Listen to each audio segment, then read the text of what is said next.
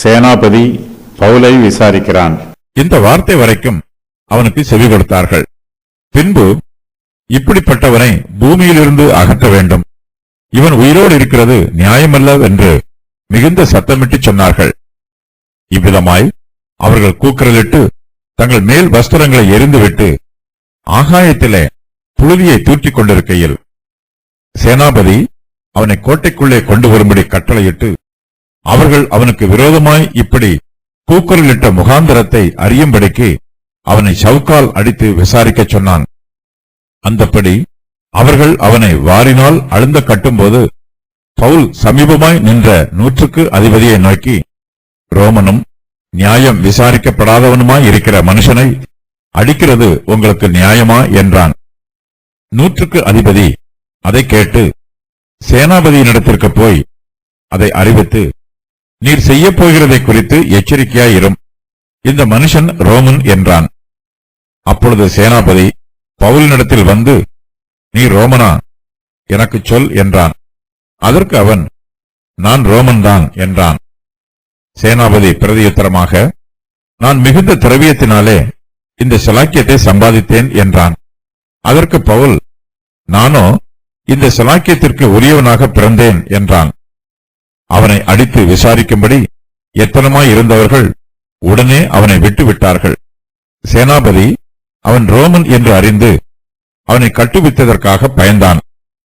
பவுலின் மேல் யூதராலே ஏற்படுத்தப்பட்ட குற்றம் இன்னதென்று நிச்சயமாய் அறிய விரும்பி அவன் மறுநாளிலே அவனை கட்டவிழ்த்து பிரதான ஆசாரியரையும் ஆலோசனை சங்கத்தார் அனைவரையும் கூடி வரும்படி கட்டளையிட்டு அவனை கூட்டிக் கொண்டு போய் அவர்களுக்கு முன்பாக நிறுத்தினான். உயிரோடு இருக்கிறது நியாயமல்ல. இந்த வார்த்தை வரைக்கும் அவனுக்கு செவி கொடுத்தார்கள். பின்பு இப்படிப்பட்டவனை பூமியில் இருந்து அகற்ற வேண்டும், இவன் உயிரோடு இருக்கிறது நியாயமல்ல என்று மிகுந்த சத்தமிட்டு சொன்னார்கள். பவுல் தன்னுடைய நியாயத்தை எடுத்துச் சொல்லுகிறார். ஆனால் அவருடைய உள்ளத்தில் இருப்பதை பேச விடாதவாறு யூதர்கள் மிகுந்த சத்தமிடுகிறார்கள். பவுல் ஸ்தேவானை பற்றி சொன்னது வரையிலும் யூதர்கள் அவருக்கு செவி கொடுக்கிறார்கள். பிற ஜாதிகளிடத்தில் தேவன் தன்னை அனுப்பியதாக பவுல் சொன்னபோது, இப்படிப்பட்டவன் உயிரோடு இருக்கிறது நியாயமல்ல என்று மிகுந்த சத்தமிட்டு சொல்லுகிறார்கள். பவுல் ஜனங்களுக்கு முன்பாக கை அமர்த்தி பேச ஆரம்பித்த போது யூதர்கள் அமைதியாக இருக்கிறார்கள். அவர் சொல்லுவதை பொறுமையோடும் ஆர்வத்தோடும் கேட்கிறார்கள். தேவன் தன்னை புறஜாதிகளிடத்தில் அனுப்பியிருக்கிறார் என்று பவுல் சொன்னபோது அந்த வார்த்தைகளை யூதர்களால் தாங்கிக் கொள்ள முடியவில்லை. பவுல் புறஜாதிகள் என்று சொன்ன உடனேயே அவர்களுடைய அமைதி கலைந்து போயிற்று. அங்குள்ள சூழ்நிலைகளை மறந்து கட்டுப்பாடுகள், நீதி, நியாயம் எல்லாவற்றையும் மீறி மிகுந்த சத்தமிட்டு கூக்குரலிடுகிறார்கள். தேவன் தம்முடைய தெய்வீக கிருபையினால் புறஜாதியாரையும் நேசிக்கிறார். தம்முடைய பரலோக ராஜ்யத்திற்குள் பிரவேசிப்பதற்கு அவர்களுக்கும் சிலாக்கியம் கொடுத்திருக்கிறார். ஆனால் யூதர்களோ புறஜாதியாரை வெறுக்கிறார்கள். பரலோகம் தங்களுக்கு மாத்திரமே சுதந்திர வீதமானது என்று இருமாப்போடு இருக்கிறார்கள். சுய பெருமையினால் நிரம்பி இருக்கிறார்கள். பவுல் புறஜாதியாரை பற்றி பேச ஆரம்பித்த போது அவருடைய பேச்சை கேட்பதற்கு இதற்கு மேல் யாரும் ஆயத்தமாக இல்லை. அவர்கள் மனச்சாட்சியில் குத்தப்பட்டவர்களாக தங்களுடைய கோபத்தையும் வேகத்தையும் வார்த்தைகளிலும் சத்தத்திலும் வெளிப்படுத்துகிறார்கள். அவர்களை கட்டுப்படுத்துவது கூடாத காரியமாக இருக்கிறது. தெளிவாக சிந்திக்க மறுக்கிறார்கள். தாங்கள் நினைத்தது சரி என்று கூக்குரலிட்டு சாதிக்கிறார்கள். தங்களுக்கு எல்லாம் தெரியும் என்று ஆணவத்தோடு இருக்கிறவர்களுக்கு ஒரு சத்தியத்தையும் கற்றுக் கொடுக்க முடியாது. ஒருவன் சத்தியத்தை கற்றுக்கொள்ள வேண்டும் என்றால் அவனிடத்தில் கற்றுக்கொள்ளுகிற ஆவி இருக்க வேண்டும். பவுலின் ஜீவனுக்கு யூதர்கள் முடிவு கட்ட தீர்மானித்து விடுகிறார்கள். பவுல் இந்த பூமியில் உயிரோடு இருப்பது நியாயம் அல்ல என்று மிகுந்த சத்தமிட்டு சொல்லுகிறார்கள். இப்படிப்பட்டவனை பூமியில் இருந்து அகற்ற வேண்டும் என்றும் கொன்று போட வேண்டும் என்றும் கூக்குரல் இடுகிறார்கள். மனுக்குலத்திற்கு ஆசீர்வாதமான செய்தியை கொடுப்பதற்கு தேவன் பவுலை அபிஷேகம் பண்ணி இருக்கிறார். ஆனால் யூதர்களோ இப்படிப்பட்ட பவுல் இந்த பூமியில் உயிரோடு இருப்பது நியாயமல்ல என்று சொல்லுகிறார்கள். ஜனத்திற்கு மத்தியில் இவன் ஒரு கொள்ளை நோயாக இருக்கிறான் என்று பவுல் மீது குற்றம் சுமத்துகிறார்கள். தேவனோ பவுலை கொள்ளை நோயை சொஸ்தமாக்குவதற்காக அனுப்பியிருக்கிறார். பவுலுக்கு விரோதமாக கலகம் பண்ணுகிறவர்கள் பக்தியில்லாத யூதர்கள். இவர்களுக்கு தேவன் மீதும் பக்தி இல்லை, தேவனுடைய ஊழியத்தை செய்கிற ஊழியக்காரர்கள் மீதும் மரியாதை இல்லை. கர்த்தருடைய ஊழியத்தை உண்மையாய் செய்து வருகிற பவுலை பூமியில் இருந்து அகற்ற வேண்டும் என்று சொல்லுகிறார்கள். பவுல் செத்து போனால் அவர் செய்ய வேண்டிய ஊழியத்தை இவர்கள் யாரும் செய்ய மாட்டார்கள். இவர்களும் ஊழியம் செய்ய மாட்டார்கள். ஊழியம் செய்கிறவர்களையும் ஊழியம் செய்ய விட மாட்டார்கள். தேவனுடைய ஆசீர்வாதம் யூதருக்கு பாரமாக தெரிகிறது. ஆசீர்வாதத்தை நாம் பெற்றுக்கொள்ள விரும்புவோம்.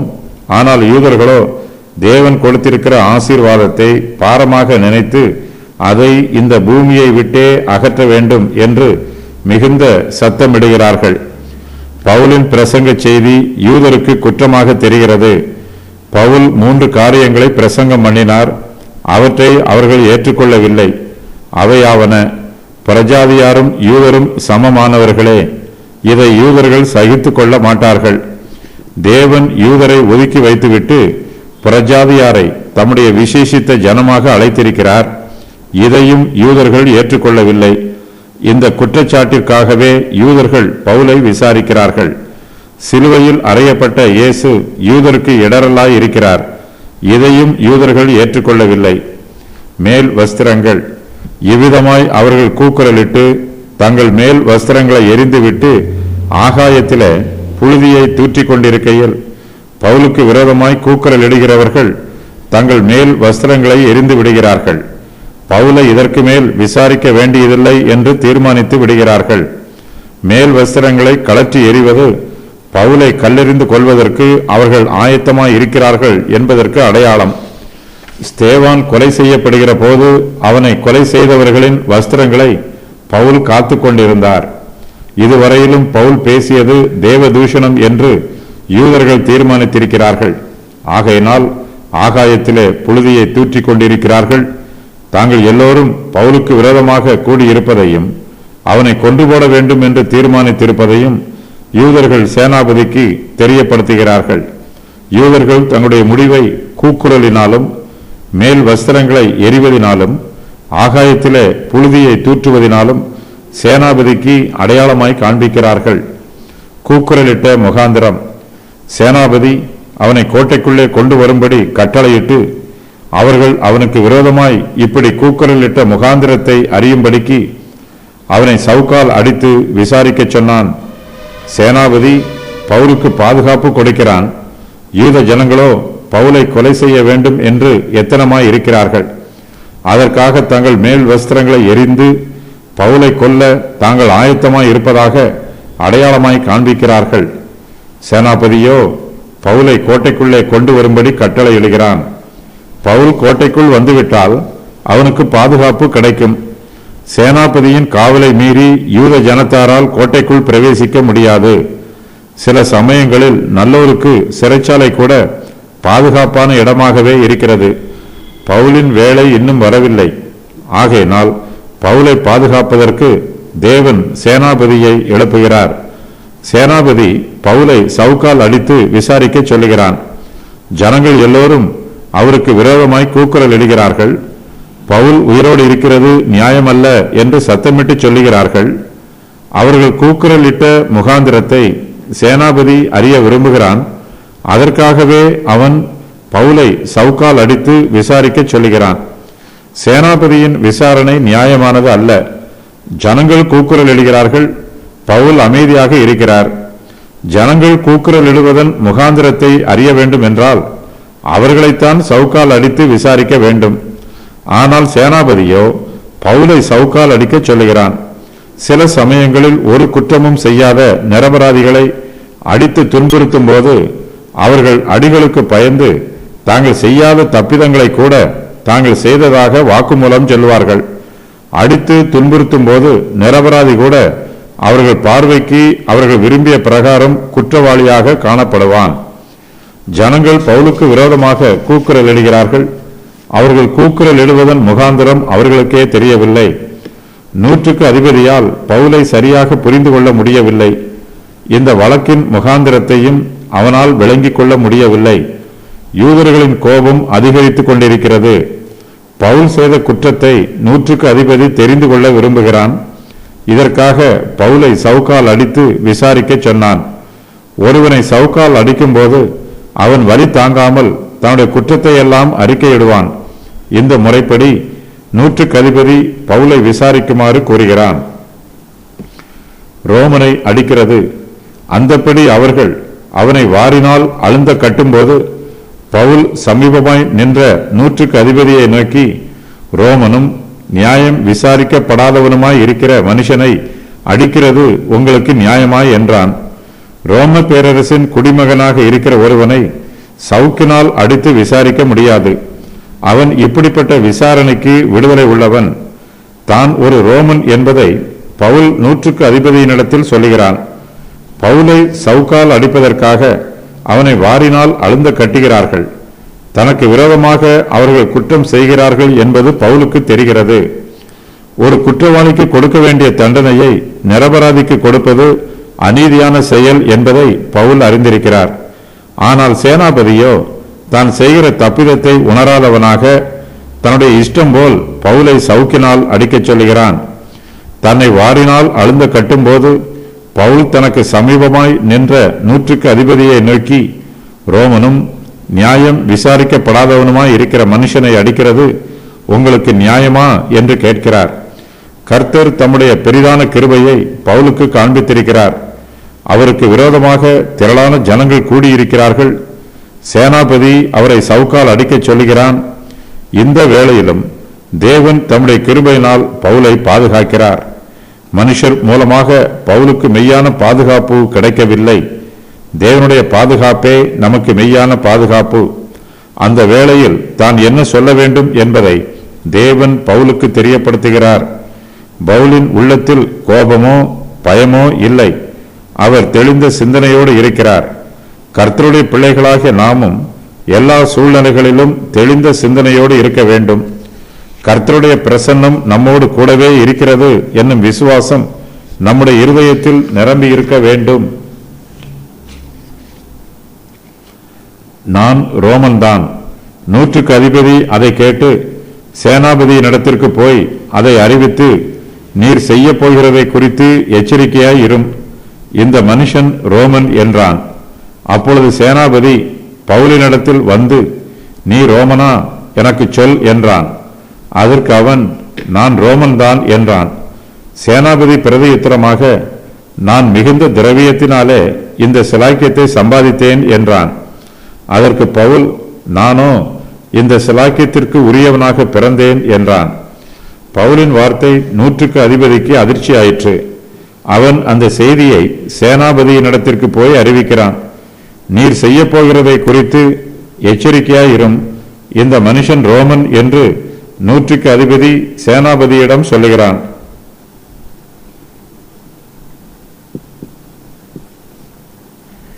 இந்த தேசத்தில் 3 வருஷங்களுக்கு முன்பு நடைபெற்ற கலகத்தில் ஒரு எகிப்தியன் கலகத்திற்கு காரணமாக இருந்தான்.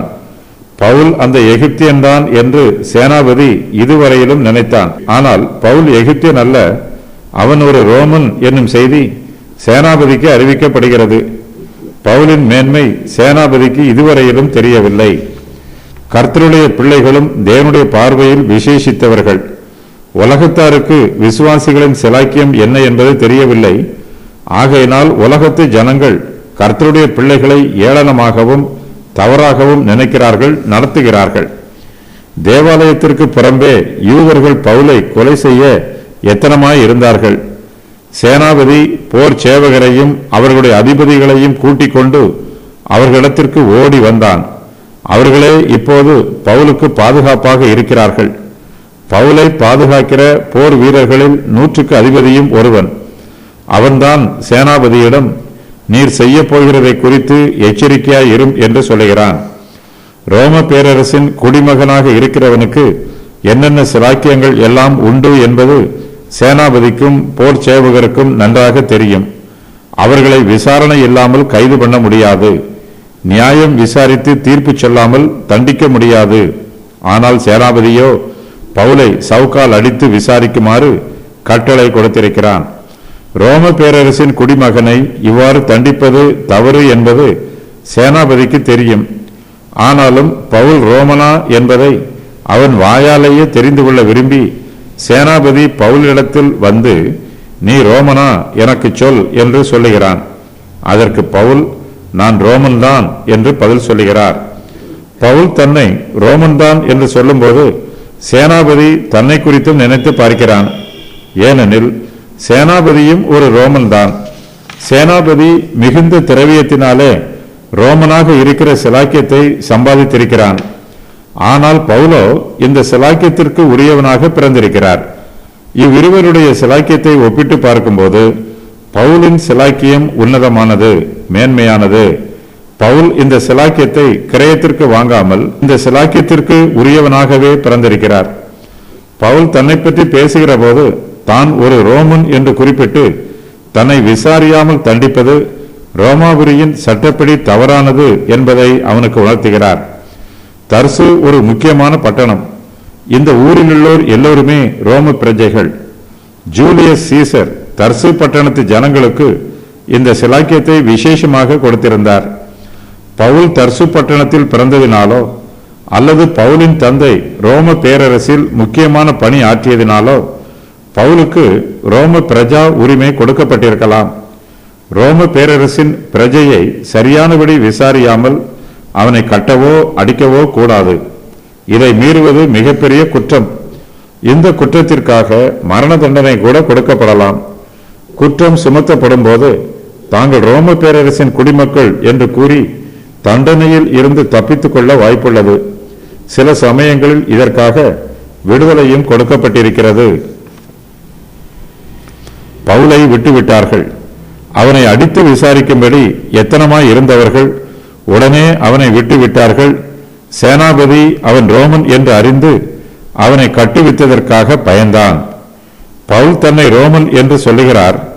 ரோமனாய் இருக்கிற இந்த சிலாக்கியத்திற்கு உரியவனாக தான் பிறந்திருப்பதாக சேனாபதியிடம் சொல்லுகிறார். உடனே அவரை அடித்து விசாரிக்கும்படி எத்தனமாய் இருக்கிறவர்கள் அவரை அடிக்காமல் அப்படியே விட்டுவிடுகிறார்கள். சேனாபதி கூட பவுல் ரோமன் என்று அறிந்து அவரை கட்டுவித்ததற்காக பயப்படுகிறான். சேனாபதிக்கு தேவனை குறித்த பயமில்லை, மனுஷரை குறித்த பயம் இருக்கிறது. இக்காலத்தில் உலக பிரகாரமான ஜனங்கள் தேவனுக்கு பயப்படாமல் மனுஷருக்கு பயப்படுகிறார்கள். தேவனுடைய தெய்வீக அதிகாரத்திற்கு கீழ்ப்படியாமல் மனுஷருடைய அதிகாரத்திற்கு கீழ்ப்படுகிறார்கள். தேவன் சர்வ வல்லமை உள்ளவர், சர்வ ஆளுகை உள்ளவர். சேனாபதி ஆள்பலம் மிகுந்தவன். அவனோடு கூட போர் சேவகர் அநேகர் இருக்கிறார்கள். பவுலோ தனிமையாக இருக்கிறார். இப்படிப்பட்ட ஒரு சூழ்நிலையில் தம்முடைய ஊழியக்காரரை பாதுகாப்பதற்காக தேவன் உலக பிரகாரமான சட்ட திட்டங்களை பயன்படுத்துகிறார். துன்மார்க்கருடைய கரத்தில் இருந்து அவர்களுடைய சட்டங்களையே ஓர் உபாயமாக பயன்படுத்தி தம்முடைய ஊழியக்காரர்களை பாதுகாக்கிறார். நாமும் ஆளுகைக்கும் அதிகாரத்திற்கும் கீழ்ப்படிய வேண்டும். அதிகாரத்தில் உள்ளவர்களுக்காக ஜெபிக்க வேண்டும். அவர்கள் தேவனுடைய சித்தத்தினால் இந்த தேசத்தில் சமாதானத்தை உண்டு பண்ணுகிறவர்களாக இருக்கிறார்கள். பிரதான ஆசாரியரும் ஆலோசனை சங்கத்தாரும் பவுலின் மேல் யூதராலே ஏற்படுத்தப்பட்ட குற்றம் இன்னதென்று நிச்சயமாய் அறிய விரும்பி மறுநாளிலே அவனை கட்டவிழ்த்து பிரதான ஆசாரியரையும் ஆலோசனை சங்கத்தார் அனைவரையும் கூடி வரும்படி கட்டளையிட்டு அவனை கூட்டிக் கொண்டு போய் அவர்களுக்கு முன்பாக நிறுத்தினான். சேனாபதி மறுநாளிலே பவுலை கட்டவிழ்க்கிறான். ஆலோசனை சங்கத்திற்கு முன்பாக பவுலை நிறுத்துகிறான். முதலாவது பவுலை கட்டவிழ்த்து அதன் பின்பு பிரதான ஆசாரியரையும் ஆலோசனை சங்கத்தார் அனைவரையும் கூடி வரும்படி கட்டளையிடுகிறான். பவுலை கூட்டிக் கொண்டு போய் அவர்களுக்கு முன்பாக நிறுத்துகிறான். பவுலின் மேல் யூதராலே ஏற்படுத்தப்பட்ட குற்றம் இன்னதென்று நிச்சயமாய் அறிய விரும்பி அவரை ஆலோசனை சங்கத்தாருக்கு முன்பாக நிறுத்துகிறான். சேனாபதி ஒரு ரோமன் இராணுவ தலைவன். தன்னுடைய அதிகாரத்திற்கு கீழ்ப்பட்டவர்கள் யாருக்கும் அநீதி நேரிடக்கூடாது என்பதில் நிச்சயமாய் இருக்கிறான். எல்லாம் நீதியாய் நடைபெற வேண்டும் என்று விரும்புகிறான். பவுலை பிரதான ஆசாரியருக்கும் ஆலோசனை சங்கத்தாருக்கும் முன்பாக விசாரித்தால் பவுலின் மீது ஏற்படுத்தப்பட்ட குற்றம் இன்னதென்று நிச்சயமாய் அறிந்து கொள்ளலாம் என்று எதிர்பார்க்கிறான். பவுலுக்கு நீதி கிடைக்க வேண்டும் என்பதில் சேனாபதிக்கு அக்கறை இல்லை. ஆலோசனை சங்கத்தாரை பிரியப்படுத்த வேண்டும் என்னும் அவசியமும் சேனாபதிக்கு இல்லை. யூதர்கள் பவுலின் மேல் குற்றம் சுமத்துகிறார்கள். அவருக்கு விரோதமாக கூக்குரல் இடுகிறார்கள். இந்த பிரச்சனைக்கு மெய்யான காரணம் என்ன என்பது சேனாபதிக்கு புரியவில்லை. இது அவனுக்கு புரியாத புதிராக இருக்கிறது. இந்த காரணத்தை நிச்சயமாய் அறிய விரும்புகிறான். அதற்காகவே பவுலை ஆலோசனை சங்கத்திற்கு முன்பாக நிறுத்துகிறான்.